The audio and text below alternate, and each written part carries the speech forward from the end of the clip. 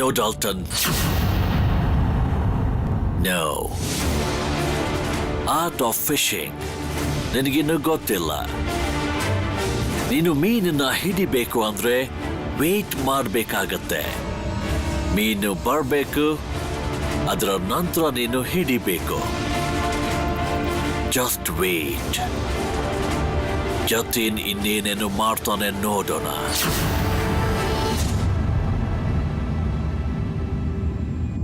ನನ್ನ ಕಾಲಲ್ಲಿ ಕಟ್ಕೊಂಡಿರೋ ಪತ್ರಕ್ಕೆ ಒಂದು ವ್ಯವಸ್ಥೆ ಮಾಡಬೇಕು, ಇಲ್ಲಾಂದ್ರೆ ನಾನು ಸಿಕ್ಕಾಕೊಳ್ತೀನಿ.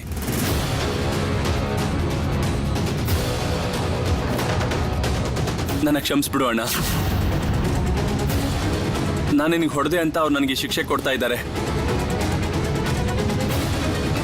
ನನ್ನ ಕ್ಷಮಿಸ್ಬಿಡು, ನನ್ನ ಕ್ಷಮಿಸ್ಬಿಡು. Attack! Catch him!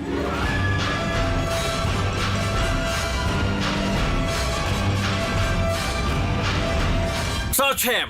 Search him thoroughly!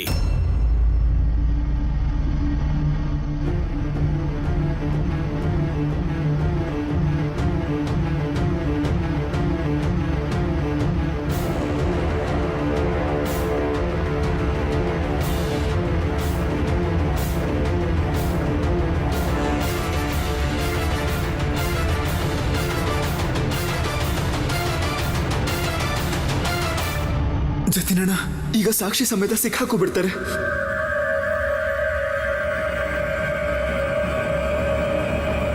ಉರಿತಾ ಇರೋ ಬೆಂಕಿಗೆ ಬಿದ್ದು ಪ್ರಾಣ ಬೇಕಾದ್ರೂ ಕೊಡ್ತೀನಿ, ಆದ್ರೆ ಬ್ರಿಟಿಷರ್ ಕೈಯಲ್ಲಿ ಪ್ರಾಣ ಬಿಡೋದಿಲ್ಲ.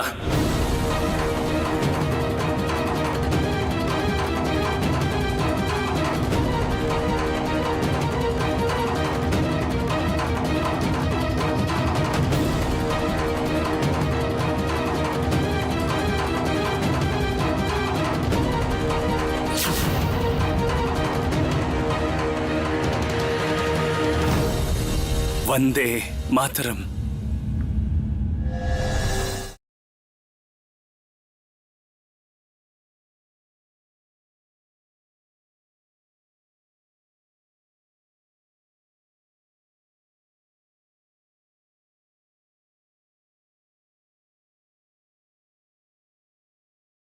It's burning!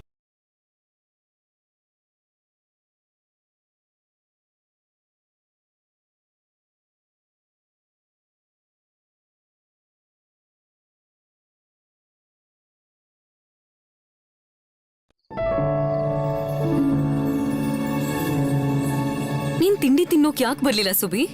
ಅಮ್ಮ, ನೀವು ನನ್ನ ತಿಂಡಿನ ಟೇಬಲ್ ಮೇಲೆ ಇಟ್ಟಿರಿ. ನನ್ಗೆ ಓದೋದು ತುಂಬಾ ಇದೆ, ಅದಾದ್ಮೇಲೆ ನಾನು ತಿಂತೀನಿ.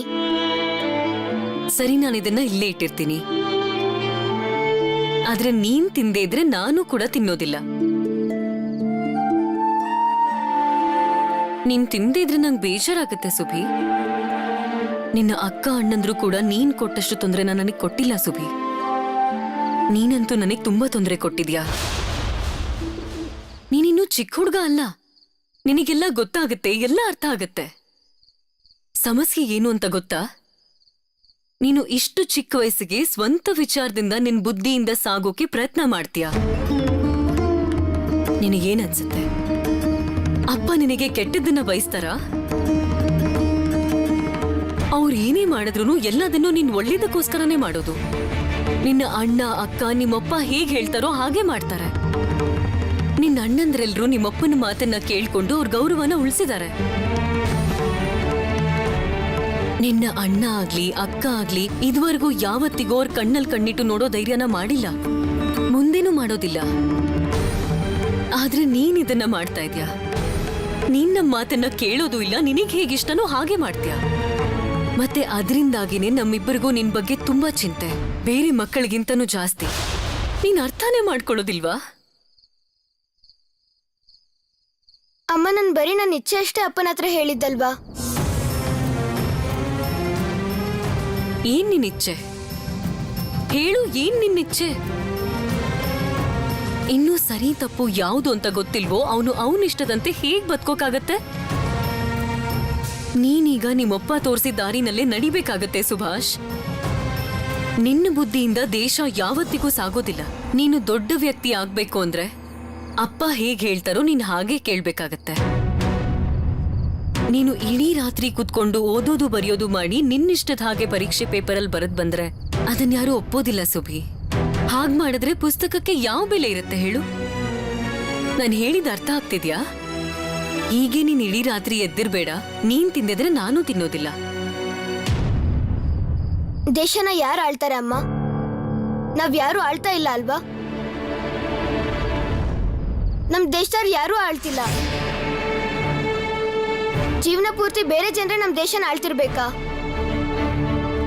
ಯಾವ ರೀತಿ ನೀವು ದೊಡ್ಡೋರಾದ್ರೂ ಅದೇ ರೀತಿ ನಾವು ದೊಡ್ಡೋರಾಗ್ಬೇಕು ಅಂತ ಏನಾದ್ರೂ ನಿಯಮ ಇದೆಯಾ? ಹಾಗಾದ್ರೆ ನಮ್ ದೇಶ ಯಾವತ್ತೂ ಸ್ವತಂತ್ರ ಆಗೋದಿಲ್ಲ. ಯಾರಾದ್ರೂ ಒಬ್ರು ಬೇರೆ ಬೇರೆ ರೀತಿಲಿ ಯೋಚನೆ ಮಾಡ್ಲೇಬೇಕಲ್ವಾ? ಅದೇ ರೀತಿ ಬೀರೇನಣ್ಣ ಯೋಚಿಸ್ತಾರೆ, ಹಾಗೆ ಅನಂತಣ್ಣ ಯೋಚಿಸ್ತಾರೆ, ಅನು ಚಿಕ್ಕಮ್ಮ, ಜತಿನಣ್ಣ. ಇವ್ರು ಮಾತ್ರ ದೇಶನ ಮುನ್ನಡೆಸ್ಬೋದು ಅಮ್ಮ. ನಮ್ ದೇಶನ ನಂಬುದಿಯಿಂದ ಯಾಕೆ ನಡೆಸೋ ಹಾಗಿಲ್ಲ ಹೇಳಿ ಅಮ್ಮ? ನಮ್ಮಲ್ಲಿ ಏನ್ ಕಡಿಮೆ ಇದೆ? ಓದು ಬರಹ ವಿದ್ಯೆಯಲ್ಲಿ ಯಾವ್ದ್ರಲ್ಲಿ ಕಡಿಮೆ ಇದೆ? ನಾವು ಯಾವ್ದ್ರಲ್ಲಿ ಕಡಿಮೆ ಇದೀವಿ ಅಂತ ದೇಶಕ್ಕೋಸ್ಕರ ಸಿದ್ಧಾಂತ ಮಾಡಕ್ಕಾಗಲ್ಲ ಅಮ್ಮ. ನಮ್ ದೇಶನ ನಾವೇ ಯಾಕೆ ಆಳಕ್ಕಾಗಲ್ಲ? ದೇಶದ ಜನರ ಸೇವೆ ಯಾಕೆ ಮಾಡಕ್ಕಾಗಲ್ಲ? ಸುಭಿ,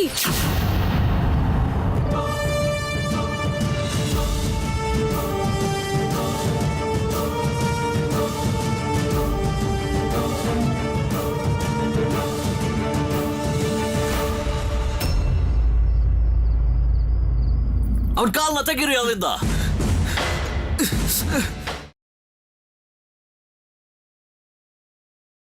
ಹೇಯ್, ಅರ್ಶನ ತಂದ್ಕೊಡಿ.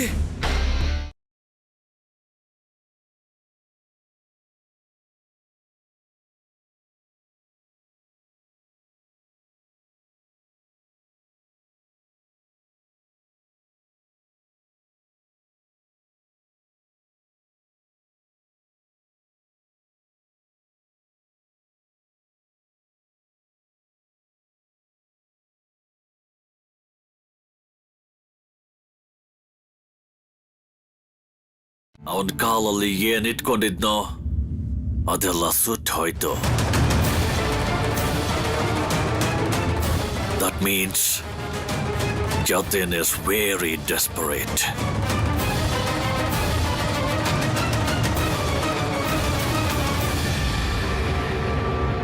ಒಬ್ಬ ಮನುಷ್ಯ ತನ್ನ ದೇಶಕ್ಕೋಸ್ಕರ ಕಾಲನೇ ಸುಟ್ಕೊಳ್ಳೋಷ್ಟು ಬದ್ಧನಾಗಿರ್ತಾನ?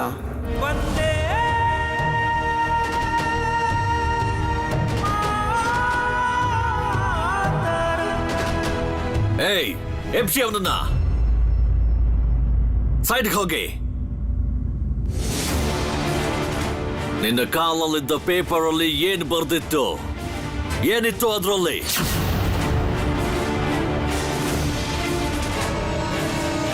Tell me, Jatin. Tell me.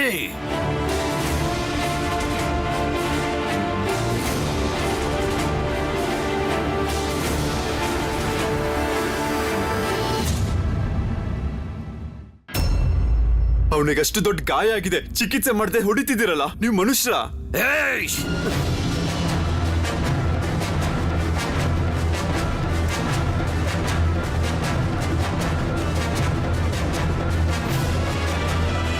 Hey, you! Come here! Hello! Hello, ಏನಿತ್ತು ಅವನ್ ಕಾಲಲ್ಲಿ? ಆ ಪೇಪರ್ ಅಲ್ಲಿ ಏನ್ ಬರ್ದಿತ್ತು? ಏನ್ ಬರ್ದಿತ್ತು ಅಂತ ಹೇಳು! Tell me soon!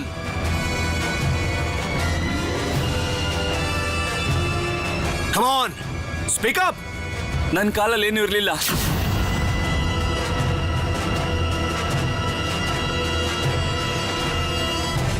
ಪ್ರಜ್ಞೆ ತಪ್ಪಿದಾಗ ಬೆಂಕಿಲ್ ಕಾಲಿಟ್ಬಿಟ್ಟೆ.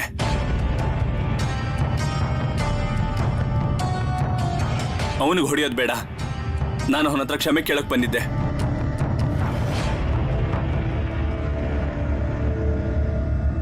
ನನ್ನ ತಪ್ಪಿಗೆ ಅವನಿಗೆ ಶಿಕ್ಷೆ ಕೊಡಬೇಡಿ, ಅದು ಸರಿಯಲ್ಲ. Jatin, tell me. ಏನಿತ್ತು ನಿನ್ನ ಕಾಲಲ್ಲಿ?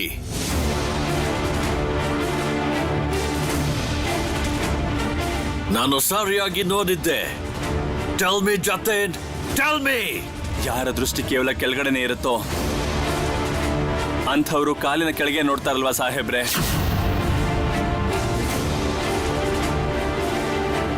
ನಿಮಗ್ ಸ್ವಲ್ಪನಾದ್ರೂ ಗುಂಡಿಗೆ ಇದ್ರೆ ನನ್ನ ಕಣ್ಣಲ್ಲಿ ಕಣ್ಣಿಟ್ಟು ನೋಡಿ.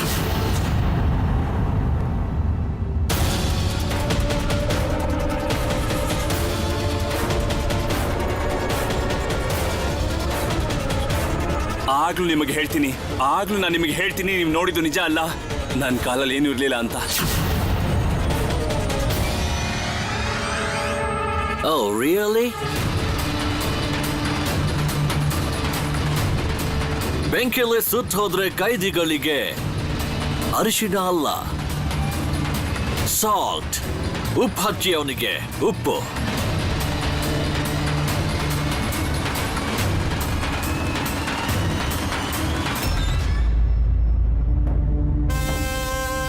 ಇವತ್ತು ನಾವು ಜೊತೆನ ಕೋರ್ಟಿಗೆ ಪ್ರೊಡ್ಯೂಸ್ ಮಾಡಬೇಕಾಗಿತ್ತು. We missed the chance, Dalton. We missed the chance. ಇದೇ ರೀತಿ ಒಂದಿನ ನೀವು ಈ ದೇಶನ ಬಿಟ್ಟು ಹೋಗ್ತೀರಾ, ನೋಡ್ತಾ ಇರಿ.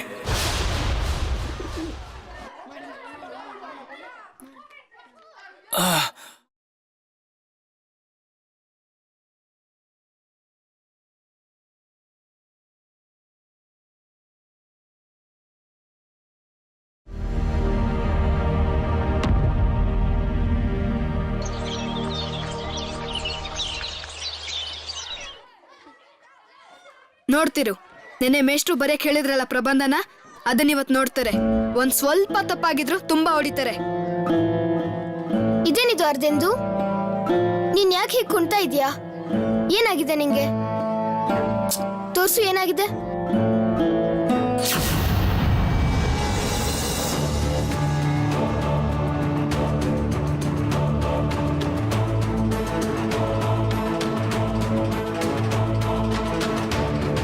ಕೋಲಿನ್ ಬರೆ.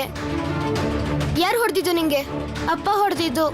ನಾನು ಪ್ರಶ್ನೆ ಪತ್ರಿಕೆ ಕಳ್ತನ ಮಾಡಿದೆ ಅಂತ. ನೋಡಿದ್ಯಾ ನನ್ನ ಬಗ್ಗೆ ನೀನು ಯೋಚನೆ ಮಾಡಿದಕ್ಕೋಸ್ಕರ ನಿಂಗೆ ಎಷ್ಟು ಪೆಟ್ ಬಿತ್ತು ಅಂತ? ಅಲ್ದೆ ನಿನ್ಗಾಗಿ ನೀನು ಕೆಲಸ ಮಾಡಿದಲ್ಲ. ಯಾಕೆ ಕೆಲಸ ಮಾಡಕ್ ಹೋದೆ ನೀನು? ಈ ಕೆಲಸ ಮಾಡಕ್ ಮುಂಚೆ ನಾನು ಕೇಳ್ಬೇಕಲ್ವಾ?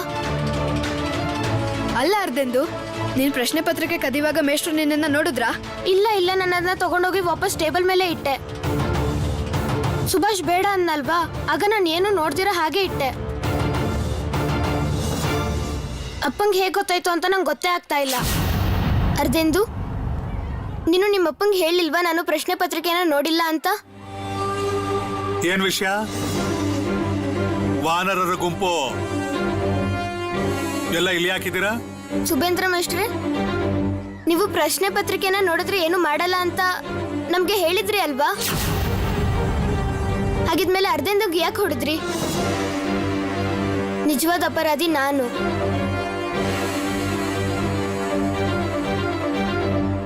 ನನ್ಗೆ ಶಿಕ್ಷೆ ಕೊಟ್ಟಿದ್ರೆ ನಾನು ತಲೆ ತಗ್ಗಿಸ್ಕೊಂಡು ಒಪ್ಕೋತಾ ಇದ್ದೆ.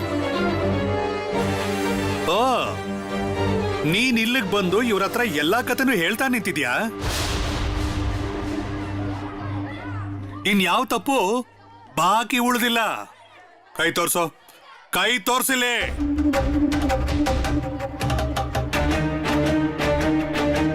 ಹೇಳಿ, ಸರಿಯಾಗಿ ಕೇಳಿಸ್ಲಿಲ್ವಾ?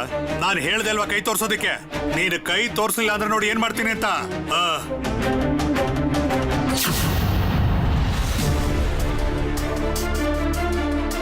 ನನ್ಗೂ ಹೊಡಿರಿ ಮೇಷ್ಟ್ರೆ. ಅರ್ಧೆಂದುದ್ ಯಾವ ತಪ್ಪೂ ಇಲ್ಲ. ನಾನೇ ಪ್ರಶ್ನೆ ಪತ್ರಿಕೆನ ತಗೊಂಡ್ ಬಾ ಅಂತ ಹೇಳಿದ್ದು. ನೀವು ನನ್ಗೆ ಹೊಡಿಬೇಕು ಮೇಷ್ಟ್ರೆ, ಅಪರಾಧಿ ನಾನು.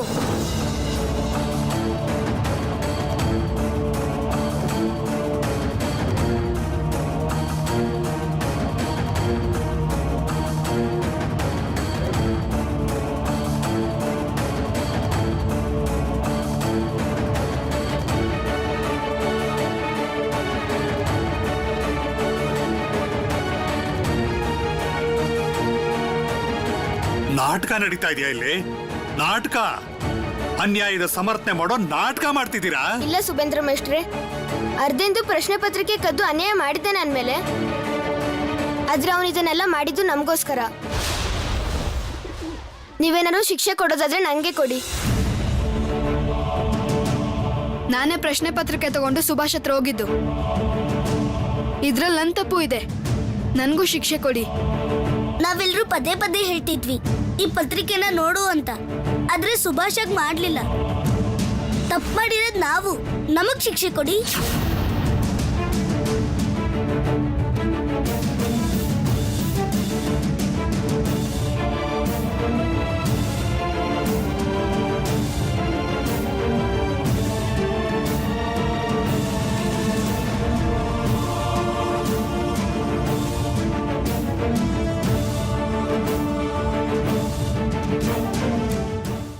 ಇದೇನ್ ಚಾರು, ನೀನ್ ಯಾಕೆ ಕೈ ಚಾಚ್ತಿದ್ಯಾ? ನೀನು ಇವ್ರ ಜೊತೆ ಸೇರಿದ್ಯಾ? ನನಗ್ ಗೊತ್ತು ಕಳ್ತನ ಮಾಡೋದ್ ತಪ್ಪು ಅಂತ, ಆದ್ರೆ ನನಗ್ ಗೊತ್ತು ನನ್ ಗೆಳೆಯರು ಯಾರೋ ಆ ಪ್ರಶ್ನೆ ಪತ್ರಿಕೆ ನೋಡಿಲ್ಲ ಅಂತ. ಮತ್ತೆ ಅರ್ಧೆಂದು ಮಾಡಿದ ತಪ್ಪನ್ನ ಸುಭಾಷ್ ಸರಿ ಮಾಡ್ದ. ಮತ್ತೆ ಈ ಘಟನೆ ನನಗ್ ಮೊದ್ಲೇ ಗೊತ್ತಿತ್ತು, ಆದ್ರೆ ನಾನ್ ನಿಮಗ್ ಹೇಳಲಿಲ್ಲ. ಇದ್ರಲ್ಲಿ ಇವ್ರು ತಪ್ಪು ಮಾಡಿದಾರೆ ಅಂದ್ರೆ ನಾನು ಕೂಡ ತಪ್ಪು ಮಾಡಿದೀನಿ ಅಂತ. ಇದೇನಿದು? ಏನ್ ನಡೀತಾ ಇದೆ? ಸ್ಕೂಲ್ ಶುರು ಆಗೋದಕ್ಕೂ ಮೊದ್ಲೇ ನೀವೆಲ್ಲರೂ ಕೈ ತೋರಿಸುವಂತ ಯಾವ ಅಪರಾಧ ಮಾಡಿದೀರಾ? ಏನಾಯ್ತು? ಏನು ಏನಾಗುತ್ತೆ? ಏನಾಗ್ಬೇಕಿತ್ತು ಅದೇ ಆಗಿದೆ.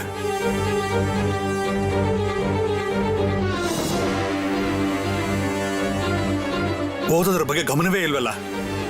ಇನ್ನೇನ್ ಪರೀಕ್ಷೆ ಇದೆ, ಇವರು ಪ್ರಶ್ನೆ ಪತ್ರಿಕೆ ಕಳ್ತನ ಮಾಡಿ ಪರೀಕ್ಷೆ ಪಾಸ್ ಮಾಡಬೇಕು ಅಂತ ಅನ್ಕೊಂಡಿದ್ರು.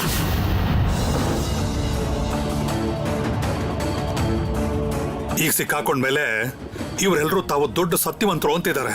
ಏನು ಪ್ರಶ್ನೆ ಪತ್ರಿಕೆ ಕದ್ದಿದಾರ? ನಾನ್ ಕೇಳ್ತಿರೋದು ನಿಜನಾ? ಹೇಳಿ. ಇದು ಸುಬೇಂದ್ರ ಮೇಷ್ಟ್ರಿಗಿರೋ ಸಂದೇಹ ಅಷ್ಟೇ. ನಮ್ಮಲ್ಲಿ ಯಾರು ಕೂಡ ಅದನ್ನ ನೋಡಿಲ್ಲ. ಹೌದು ಮೇಷ್ಟ್ರೆ, ನಾವ್ ಯಾರೂ ಪ್ರಶ್ನೆ ಪತ್ರಿಕೆ ನೋಡಿಲ್ಲ. ಯಾರ್ ಕೆಲ್ಸ ಇದು? ಯಾರು ಹೀಗ್ ಮಾಡಿದ್ದು?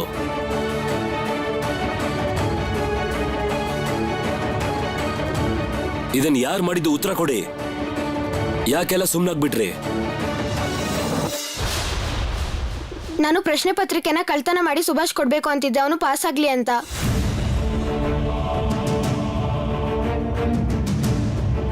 ಯಾಕಂದ್ರೆ ಅವನು ಕೋಲ್ಕತ್ತಾಗ್ ಹೋಗ್ಬಾರ್ದು ಅಂತ.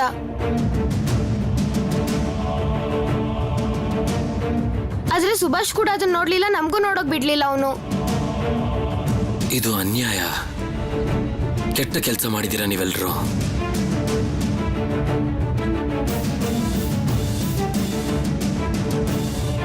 ಇಷ್ಟು ಕೆಳಮಟ್ಟ ಕೆಳೆದ್ಬಿಟ್ರ ನೀವು? ಇಷ್ಟು ಕೆಳಗೆ? ಸುಬೇಂದ್ರ ಅವರೇ, ಇದಕ್ಕೆ ಯಾವುದೇ ರೀತಿ ಶಿಕ್ಷೆ ಕೊಟ್ಟರು ನಾನಿದ್ರಲ್ಲಿ ತಲೆ ಹಾಕೋದಿಲ್ಲ, ಏನೂ ಮಾಡಲ್ಲ. ಇಷ್ಟು ದಿನದಿಂದ ನಾನು ನಿಮ್ಗಿದನ್ನ ಹೇಳ್ಕೊಟ್ಟಿದ್ದು. ಸುಬೇಂದ್ರ ಅವರೇ, ನಿಮ್ಗೇನಾದ್ರೂ ಸಂದೇಹ ಬಂದಿದ್ರೆ ಪ್ರಶ್ನೆ ಪತ್ರಿಕೆನ ಬದಲಾಯಿಸಿ. ಬದಲಾಯಿಸ್ತೀನಿ, ಖಂಡಿತ ಬದಲಾಯಿಸ್ತೀನಿ. ನನ್ನ ಮಗ ಅರ್ಧೇಂದು ಈ ಸ್ಕೂಲಲ್ಲಿ ಓದ್ತಾ ಇದ್ರು ನಾನು ಯಾವತ್ತೂ ಅವನಿಗೆ ಪ್ರಶ್ನೆನ ಹೇಳಿ ಸಹಾಯ ಮಾಡಲಿಲ್ಲ. ಮತ್ತೀಗ ಈ ಪ್ರಶ್ನೆ ಕಳ್ತನ ಮಾಡಿದ ಅಪರಾಧಕ್ಕಾಗಿ ಉತ್ತರ ನಾನು ಬೆತ್ತದಿಂದಲೇ ಕೊಡ್ತೀನಿ, ಪರೀಕ್ಷೆ ಹಾಲಲ್ಲೇ ಕೊಡ್ತೀನಿ.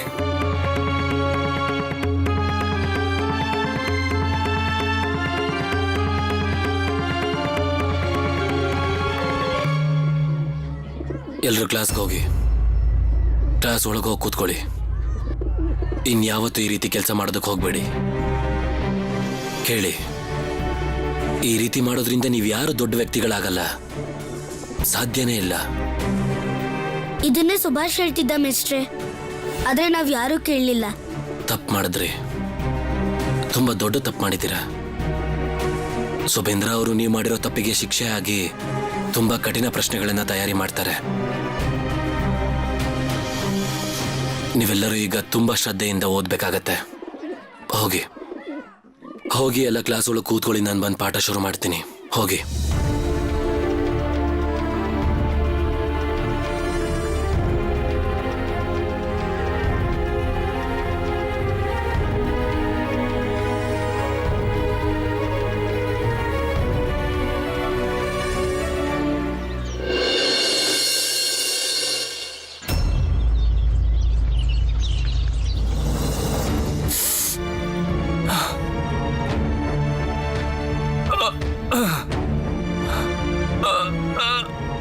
ಕೂತ್ಕೊಳ್ಳಿ ಈ ಕಾಲಿಟ್ಕೊಂಡು ನೀವು ಎದ್ದೇಳಕ್ಕಾಗಲ್ಲ.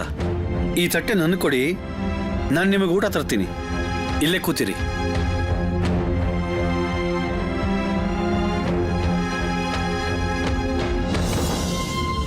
ಅಣ್ಣ, ಇವತ್ತು ಬಿಪಿನ್ ಅವರು ಮತ್ತೆ ಬರ್ತಾ ಇದ್ದಾರೆ. ಅವರು ನಾವು ಭೇಟಿ ಆಗ್ಬೇಕು.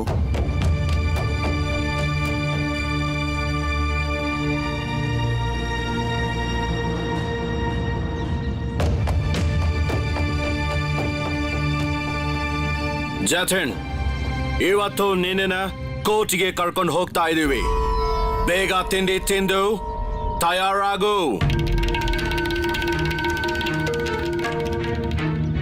ಇವತ್ತು ಬಿಪಿನ್ ಅವರು ಮತ್ತೆ ಬರ್ತಾ ಇದ್ದಾರೆ. ಅವರು ನಾವು ಭೇಟಿ ಆಗ್ಬೇಕು. ಇವತ್ತು ವಿಪಿನನ್ನ ಭೇಟಿ ಆಗೋಕೆ ಬರ್ತಿದ್ದಾರೆ. ನಾನ್ ಹೇಳದ್ ನಿನಗೆ ಅರ್ಥ ಆಯ್ತಾ? ಗೆರಾಪ್. ಕೋರ್ಟ್ಗೆ ಹೋಗೋದಕ್ಕೆ ನಿಮ್ಗಿಂತ ಜಾಸ್ತಿ ನಾನೇ ಬಯಸ್ತಾ ಇರೋದು. ಮೊದಲೇ ಯಾವ ತಪ್ಪು ಇಲ್ಲದೆ ನನ್ನ ಇಲ್ಲಿ ಇಟ್ಟಿದ್ದೀರಾ.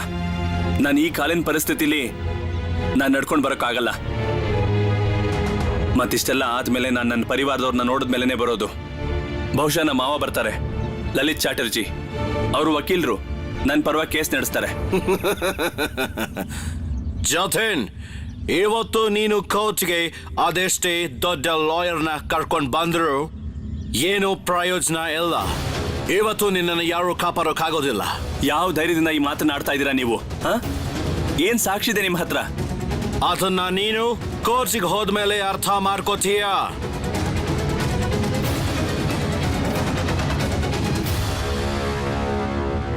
ತಗೊಳ್ಳಿ.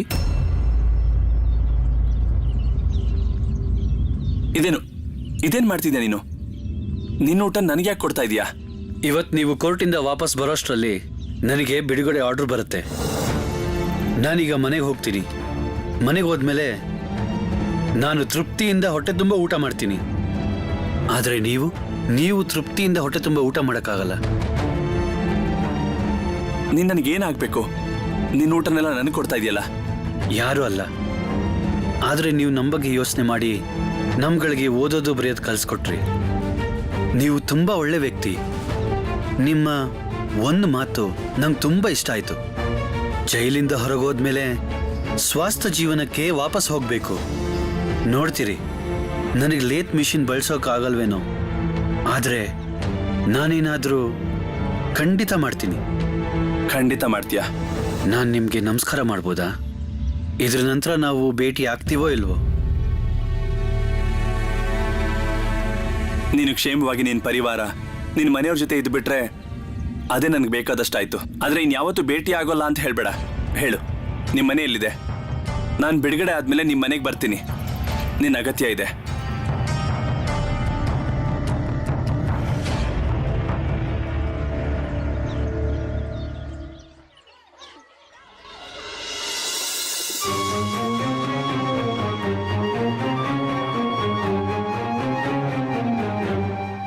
ನೋಡಿದ್ರೆ ಗೋಪಾಲ್, ನನ್ನಿಂದಾಗಿ ನಿಮ್ಗೆಲ್ಲ ಸಮಸ್ಯೆ ಆಯ್ತು. ಪ್ರಶ್ನೆ ಪತ್ರಿಕೆ ಇನ್ನೂ ಕಷ್ಟ ಆಯ್ತು. ನಾವೀಗ ಪಾಸ್ ಆಗೋಕ್ ಆಗೋದಿಲ್ವ ಸುಭಾಷ್? ಹೇಳ್ಬೇಕು ಅಂದ್ರೆ ಮೊದಲೇ ಈ ಕೆಲಸ ಸರಿಯಾಗಿರ್ಲಿಲ್ಲ. ಕೂತ್ಕೊಳ್ಳಿ. ನೋಡಿ, ಈ ರೀತಿ ನೀವೆಲ್ಲ ಮಾತಾಡ್ತಾ ಕೂತ್ಕೊಂಡು ಸಮಯ ಹಾಳು ಮಾಡಬೇಡಿ. ಮುಂದೆ ಪರೀಕ್ಷೆ ಇದೆ. ಒಳ್ಳೆ ರಿಸಲ್ಟ್ ಬರದೇ ಇದ್ರೆ ಬಹಳ ದೊಡ್ಡ ಸಮಸ್ಯೆ ಆಗತ್ತೆ. ಈಗಲೇ ಎಲ್ರು ಪುಸ್ತಕ ತೆಗೀರಿ. ಇವತ್ತೆಲ್ಲರೂ ಎಸ್ಸೆ ಬರೀರಿ. ಇವತ್ತಿನ ವಿಷಯ ಮದರ್, ಅಮ್ಮ. ಎಲ್ರೂ ಬೋರ್ಡ್ ಕಡೆ ನೋಡಿ. ESSAY.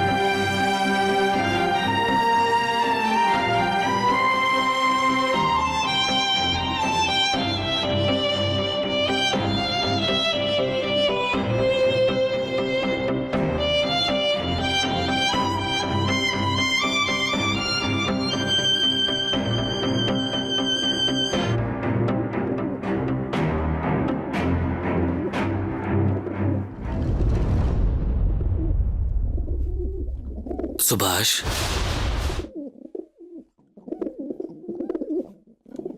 ಇದೇನ್ ಬರ್ದಿದ್ಯಾ ನೀನು? ನೀನು ವಿಷಯನ ಬಿಟ್ಟು ಬೇರೇನೋ ಬರ್ದಿದ್ಯಲ್ಲ. ಇದಲ್ಲ ನಾನ್ ಯಾರ ಮೇಲೆ ಎಸೆ ಬರೆಯೋದಕ್ಕೆ ಹೇಳಿದ್ದು? ಎಸೆ ಆನ್ ಮದರ್, ತಾಯಿ ಬಗ್ಗೆ.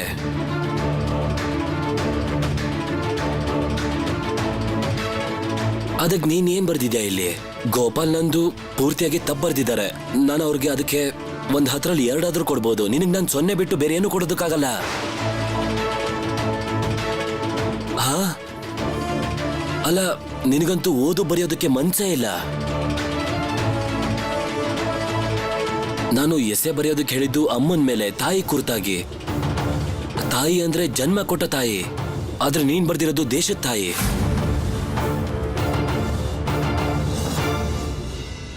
ಬೋರ್ಡ್ ಅಲ್ಲಿ ದೊಡ್ಡದಾಗಿ ಬರ್ದಿದ್ದೇನಲ್ಲ, ಎಸೆ ಆನ್ ಮದರ್ ಅಂತ.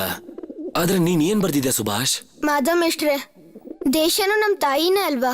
ಖಂಡಿತವಾಗ್ಲೂ ದೇಶ ನಮ್ಮ ತಾಯಿನೇ, ನಮ್ಮ ತಾಯಿ ಇದ್ದ ಹಾಗೇನೆ. ನಾವೀಗ ದೇಶದ ಜನರು, ದೇಶದ ಮಕ್ಕಳು ಅಂತ ಹೇಳ್ಬೋದು ಅಷ್ಟೇ. ಆದ್ರೆ ನೀನು ಪರೀಕ್ಷೆಯಲ್ಲಿ ಈ ಪ್ರಶ್ನೆಗೆ ಉತ್ತರ ಬರೆಯುವಾಗ ನಿನಗೆ ಸರಿಯಾಗಿ ಗೊತ್ತಿರಬೇಕು, ನೀನು ದೇಶದ ತಾಯಿ ಬಗ್ಗೆ ಬರಿತಾ ಇದೆಯಾ ಇಲ್ಲ ಜನ್ಮ ಕೊಟ್ಟ ತಾಯಿ ಬಗ್ಗೆನಾ ಅಂತ. ನಾನು ಇದನ್ನ ಒಪ್ಕೊಳ್ಳೋದಕ್ಕಾಗೋದಿಲ್ಲ. ಯಾಕೆ ಈ ರೀತಿ ಮಾಡ್ತಿದ್ಯಾ ಸುಭಾಷ್? ಸುಭಾಷ್, ನಿನ್ನ ಈ ಎಮೋಷನ್ ಪರೀಕ್ಷೆಯಲ್ಲಿ ನಿನಗೆ ನಂಬರ್ ತಗೊಳ್ಳೋಕೆ ಬಿಡಲ್ಲ. ಇದನ್ನ ತಲೆಲಿಟ್ಕೋ. ಇವತ್ ಸಂಜೆ ನೀವೆಲ್ಲರೂ ನಮ್ಮ ಮನೆಗೆ ಓದೋದಕ್ಕೆ ಅಂತ ಬನ್ನಿ. ನಿಮ್ಮ ಓದು ಬರಹದ ರೀತಿ ನೋಡ್ತಿದ್ರೆ ನೀವು ಎಷ್ಟು ನಂಬರ್ ತಗೋತೀರಾ ಅಂತ ಗೊತ್ತಾಯ್ತು.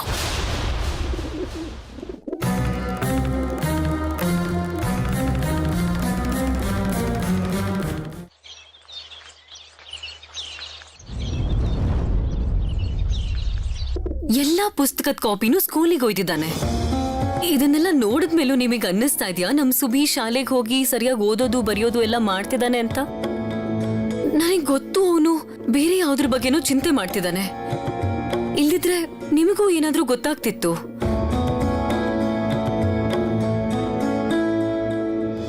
ಗೊತ್ತಾಗ್ತಿದೆ ಪ್ರಭಾ. ಈ ವಿಜ್ಞಾನದ ಪುಸ್ತಕ ನೋಡು.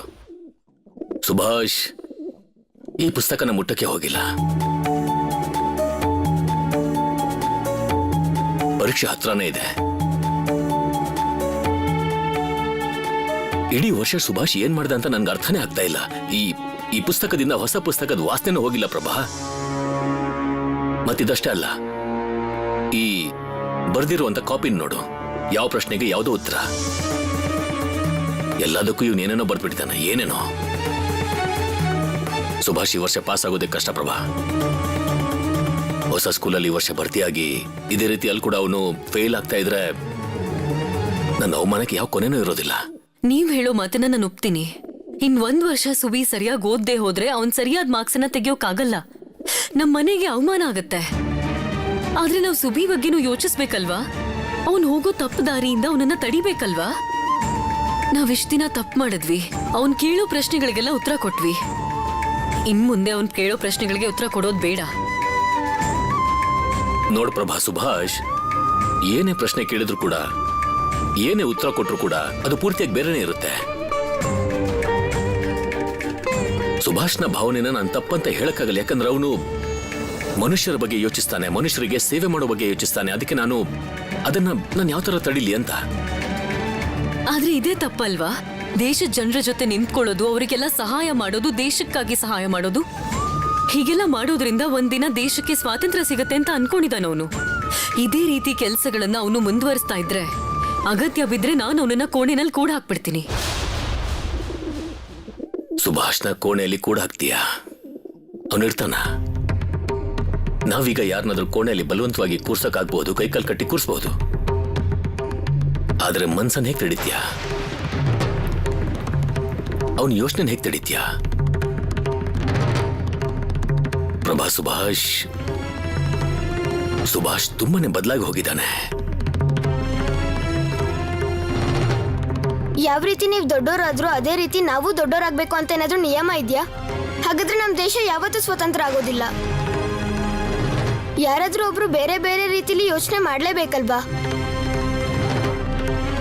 ಅದೇ ರೀತಿ ಬೀರೇನಣ್ಣ ಯೋಚಿಸ್ತಾರೆ, ಹಾಗೆ ಅನಂತಣ್ಣ ಯೋಚಿಸ್ತಾರೆ, ಅನು ಚಿಕ್ಕಮ್ಮ, ಜತಿನಣ್ಣ ಇವ್ರು ಮಾತ್ರ ದೇಶನ ಮುನ್ನಡೆಸ್ಬೋದು ಅಮ್ಮ.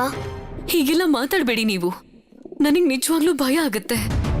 ನೀವೇ ಒಂದ್ಸಲ ಯೋಚನೆ ಮಾಡಿ ನೋಡಿ, ಇವನೇನಾದ್ರೂ ಅನಂತ್ ಮತ್ತೆ ವೀರಂತರ ಯೋಚನೆ ಮಾಡಕ್ ಹೊರಟ್ರೆ ಎಷ್ಟು ದೊಡ್ಡ ಸಮಸ್ಯೆ ಆಗ್ಬಿಡತ್ತೆ.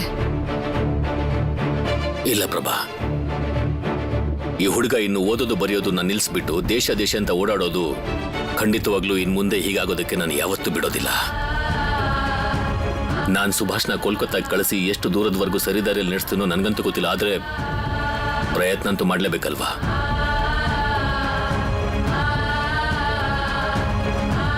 ಕೋಲ್ಕತ್ತಾಗೆ ಹೋಗೋದಕ್ಕೆ ತಯಾರಾಗಿರು.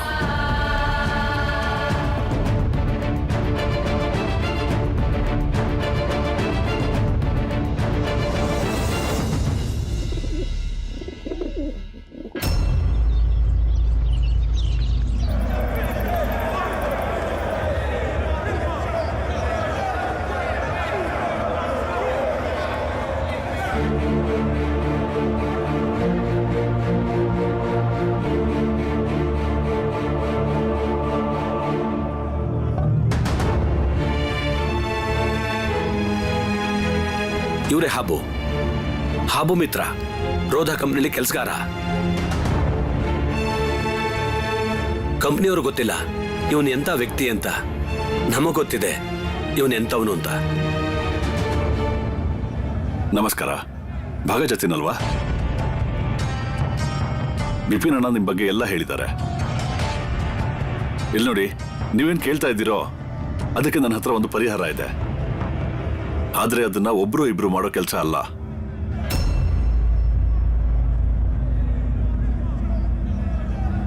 ಬೇಗ ಹೇಳಿ, ನಾನಿಲ್ಲಿ ನಿಮ್ ಜೊತೆ ಜಾಸ್ತಿ ಹೊತ್ತು ಮಾತಾಡೋಕ್ಕಾಗಲ್ಲ. ಇಲ್ಲಿ ಕೇಳಿ, ಆಗಸ್ಟ್ ತಿಂಗಳಲ್ಲಿ ರೋಧಾ ಕಂಪ್ನಿಯಿಂದ 202 ಪೆಟ್ಟಿಗೆ ಪಿಸ್ತೂಲು ಕೋಲ್ಕತ್ತಾಗ ಬರೋ ಮಾಹಿತಿ ಇದೆ. ನಾನು ಅದನ್ನ ಆಗಸ್ಟ್ 26ಕ್ಕೆ ಕಸ್ಟಮ್ನಿಂದ ತಗೊಂಡು ಲಾಲ್ ಬಜಾರ್ಗೆ ಹೋಗ್ತಿದ್ದೀನಿ. 10 ಗಾಡಿ ಇರುತ್ತೆ. ಮತ್ತೆ ಕಸ್ಟಮ್ನಿಂದ ಲಾಲ್ ಬಜಾರ್ಗೆ ಹೋಗೋ ದೂರ 100ರಿಂದ 200 ಮೀಟರ್ ಇದೆ. ಇಷ್ಟರಲ್ಲೇ ನೀವೇನಾದ್ರೂ ಮಾಡ್ಬೇಕಾಗತ್ತೆ. ಇಲ್ಲಿ ನೋಡಿ, ನಾನು ಮತ್ತೆ ಹೇಳ್ತಾ ಇದ್ದೀನಿ, ಈ ಕೆಲಸ ಅಷ್ಟು ಸುಲಭ ಇರೋದಿಲ್ಲ. ನೋಡಿ, ಈಗ ನೀವು ಮಾಡೋ ಪ್ಲಾನ್ ಅಲ್ಲಿ ಏನು ತೊಂದರೆ ಇಲ್ಲದೆ ಸರಿಯಾಗಿದ್ರೆ ನಾನು ನಿಮ್ ಜೊತೆ ಇದ್ದು ನಿಮ್ಗೆ ಖಂಡಿತ ಸಹಾಯ ಮಾಡ್ತೀನಿ. ಮತ್ತೆ ಬಿಪಿನ್ ಅಣ್ಣ ಇದ್ದಾರೆ, ಅವರಿಗೆ ನೀವು ವಿಷಯ ಮುಟ್ಟಿಸಿದ್ರೆ ನನಗೆ ಹೇಳ್ತಾರೆ. ಬಿಪಿನ್ ಅಣ್ಣ, ಆಗಸ್ಟ್ 26 ಎಲ್ಲ ಉಪಾಯ ಪಕ್ಕಾ ಮಾಡಿ ನನಗೆ ವಿಷಯ ತಿಳಿಸಿ. ನಾನು ಬರ್ತೀನಿ. ಏನ್ ಮಾಡ್ತೀಯ ಜತಿನ್? ಲಾಲ್ ಬಜಾರಿಂದ ಕಸ್ಟಮರ್ಗೂ ಇರೋ ದೂರ ಬಹಳ ಕಡಿಮೆ. ಅಷ್ಟರಲ್ಲಿ ನಾವು ಈ ಕೆಲಸನ ಮಾಡಿ ಮುಗಿಸ್ಬೇಕು. ನೋಡು, ಗನ್ ಕದಿಯೋದು ಅಷ್ಟು ಸುಲಭವಾದ ಕೆಲಸ ಅಲ್ಲ. ಸ್ವಲ್ಪ ಹೆಚ್ಚು ಕಡಿಮೆ ಆದ್ರೆ ಎಲ್ಲವೂ ಸರ್ವನಾಶ ಆಗ್ಬಿಡತ್ತೆ. ನೋಡೋಣ, ನಾನು ಅದಕ್ಕೂ ಮೊದಲು ಜೈಲಿಂದ ಹೊರಗೆ ಹೋಗೋಕ್ಕಾಗುತ್ತೋ ಇಲ್ವೋ.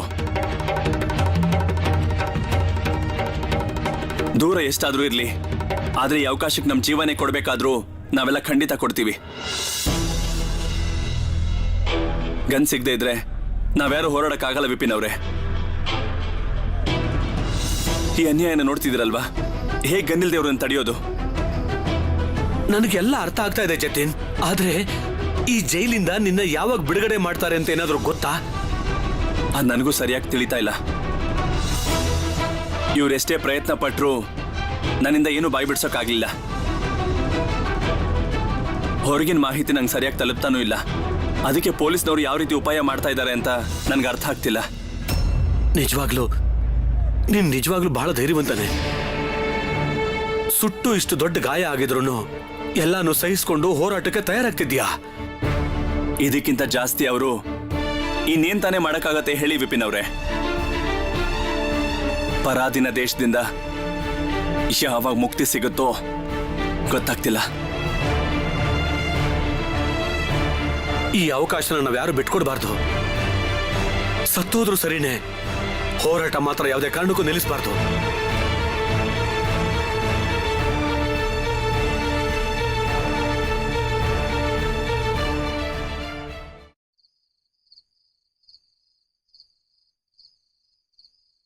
ಬಾಯ್ಲಿ ತಗೋ ಇದನ್ನ. ಅನಂತ್, ಕೊಡೋ ಇದನ್ನ. ತಗೋ ಇದನ್ನ. ಅಲ್ಲ ಅನು, ಶಸ್ತ್ರಗಳನ್ನ ತಗೊಳ್ಳೋದಕ್ಕೆ ಜತಿನ್ ನನಗೆ ದುಡ್ಡು ಕೊಡಬೇಕು ಅಂತ ಹೇಳಿದ್ಯಲ್ಲ, ಎಲ್ಲಿಟ್ಟಿದ್ಯಾ ಅದು? ಆ ದುಡ್ಡು ನನ್ನ ಹತ್ರನೇ ಇದೆ. ಜತಿನವ್ರು ಕೊಡೋ ದುಡ್ಡನ್ನ ನಾನು ಬೇರೆನೆ ಎತ್ತಿಟ್ಟಿದ್ದೆ. ಉಳ್ದಿರೋ ದುಡ್ಡಲ್ಲಿ ನಾಟಕಕ್ಕೆ ಬೇಕಾದ ಬಟ್ಟೆನ ತಗೊಂಡ್ ಬಂದ್ವಿ. ಅದ್ ಸರಿ, ಜತಿನಣ್ಣ ಜೈಲಿಂದ ಇವತ್ತೇ ಬಿಡುಗಡೆ ಆಗ್ತಿದಾರಲ್ವಾ? ಹೌದು. ಎಷ್ಟು ದಿನ ಅಂತ ಜೈಲಿಂದ ಆದೇಶ ಬಂದಿರುತ್ತೋ ಅಷ್ಟು ದಿನ ಆದ್ಮೇಲೆ ಅವರು ಕೋರ್ಟ್ಗೆ ಹೋಗ್ಬೇಕಾಗತ್ತೆ. ಜತಿನ್ ಅಣ್ಣನ ಇವತ್ತು ಕೋರ್ಟ್ ಕರ್ಕೊಂಡು ಹೋಗ್ತಾ ಇದ್ದಾರೆ.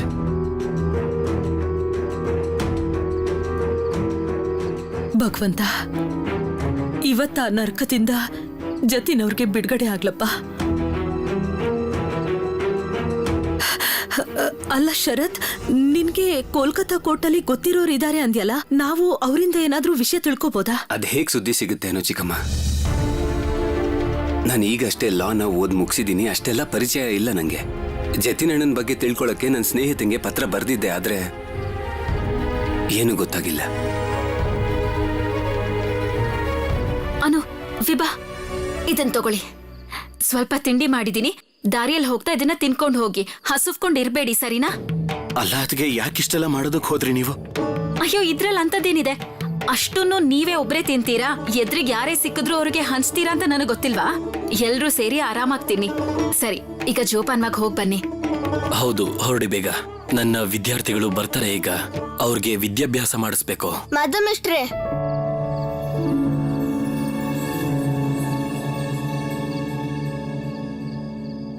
ಶರತಣ್ಣ, ನೀವೆಲ್ಲ ಬಟ್ಟೆ ಜನ ಮಾಡ್ತಾ ಇದ್ದೀರಾ? ನಾವು ನಿಮ್ ಜೊತೆ ಬರ್ಬೋದಾ?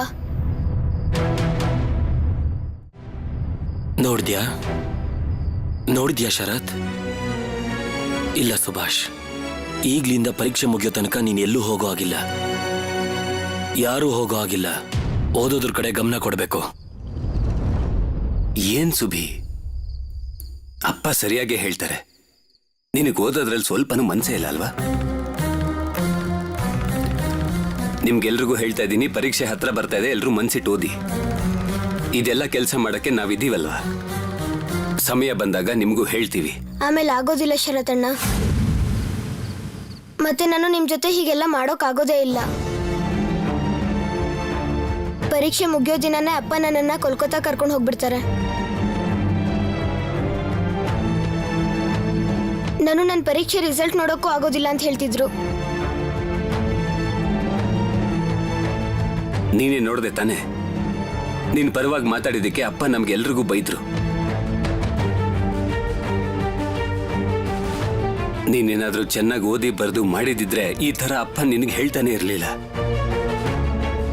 ಈಗ್ಲಾದ್ರೂ ಆ ಕೆಲಸನ ಮಾಡು. ಬನ್ನಿ ಏನೋ ಚಿಕ್ಕಮ್ಮ, ಮೇಷ್ಟ್ರೆ ಹೋಗಿ ಬರ್ತೀವಿ. ಸರಿ, ಹುಷಾರಾಗಿ ಹೋಗ್ಬಾ.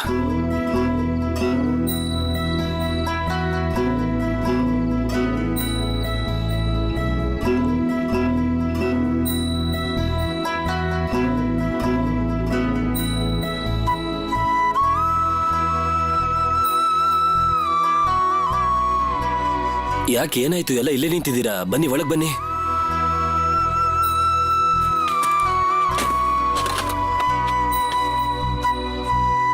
ಸರಿ, ಎಲ್ರೂ ಈಗ ನಿಮ್ ಪುಸ್ತಕನ ತೆಗೀರಿ, ಮತ್ತೆ ಈ ಚೇರನ್ನ ಸರಿಯಾಗಿಡಿ. ನಾನು ಈಗ್ಲೇ ಬಂದೆ.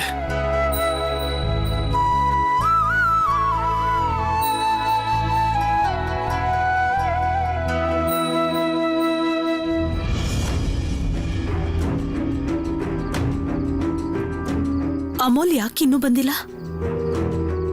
ಅದನ್ನೇ ಯೋಚನೆ ಮಾಡ್ತಾ ಇದ್ದೆ. ಮುಂದೆ ಹೋಗಿ ನೋಡ್ಲ ಒಂದ್ಸಲ. ಹಾ, ಅದೇ ಸರಿ ಅನ್ಸುತ್ತೆ. ಅಮೋಲ್ ಅಣ್ಣ ಸುದ್ದಿ ಕೊಡೋಕೆ ಅಂತ ಹೋಗಿ ತುಂಬಾನೇ ಹೊತ್ತಾಗಿದೆ ಅಲ್ವಾ? ಮತ್ತವ್ರು ಯಾಕಿನ್ನೂ ಬಂದಿಲ್ಲ? ನೀವೊಂದ್ಸಲ ಹೋಗಿ ನೋಡ್ಕೊಂಡ್ ಬರ್ತೀರಾ?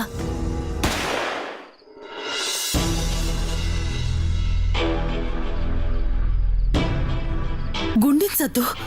ಅಮೋಲಿಗೆ ಯಾರೂ ಗುಂಡು ಹೊಡೆದಿಲ್ಲ ತಾನೆ? ಅನು ಚಿಕ್ಕಮ್ಮ, ಬೇಡ ಬೇಡ ಬೇಡ, ನೀವೊಬ್ರೇ ಅಲ್ಲಿಗೆ ಹೋಗೋದು ಬೇಡ.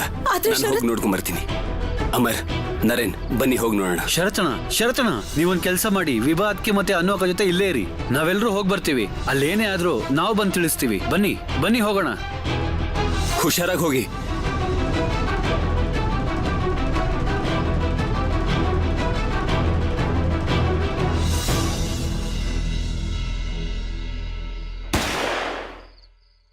ಏನೋ ಸದ್ ಬಂತಲ್ವಾ? ಅದು ಗುಂಡಿನ ಸದ್ ಆಗಿತ್ತು. ಯಾರು ಯಾರಿಗೆ ಗುಂಡು ಹಾರಿಸಿದ್ರು?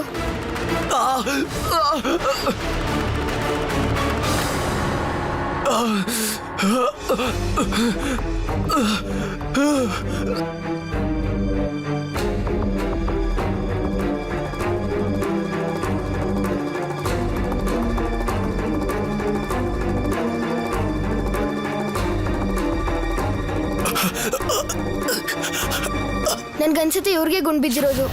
ಹೋಗಿ ಸಹಾಯ ಮಾಡೋಣ, ಬೇಗ ಬನ್ನಿ.